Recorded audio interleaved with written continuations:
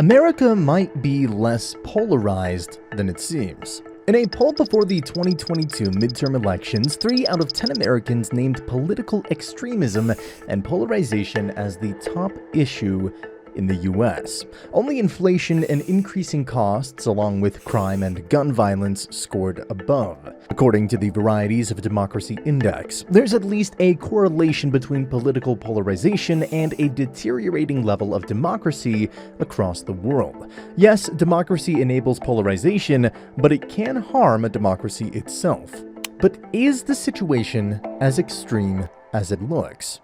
The American National Election Study of the 2020 presidential election suggests that over the past 50 years, the moderate midsection of the electorate has shrunk from 55% in 1972 to 39% in 2020, while the ideological extremes have widened their reach from a combined 2% to 9% during that same span.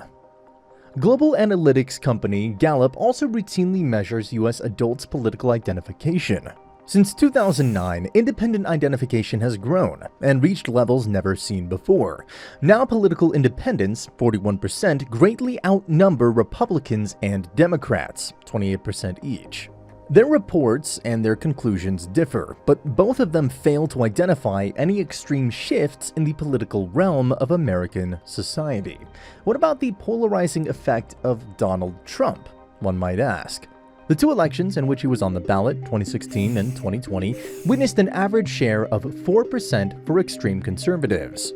That is hardly a noticeable increase over the 3.5% average for those groups in the 2 previous elections, 2008 and 2012. Nor did Trump provoke a significant burst at the liberal end of the spectrum. The average only increased by 1% to 3.5%. However, Trump fired up his base and infuriated the base of the opposition. But as the numbers show, he failed to divide the American electorate into 2 completely irreconcilable ideological camps. As we already know, moderates remained the dominant camp during his tenure. How to explain this?